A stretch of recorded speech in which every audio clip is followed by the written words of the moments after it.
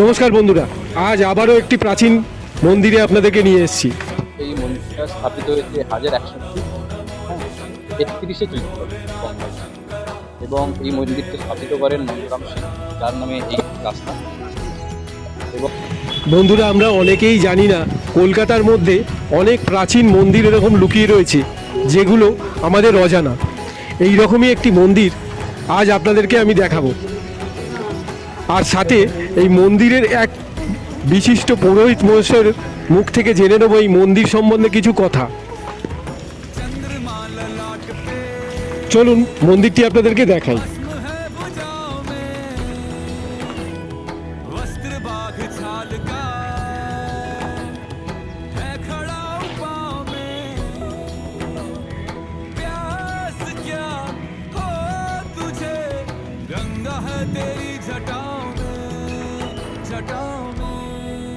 जटाओं में दूसरों के वास्ते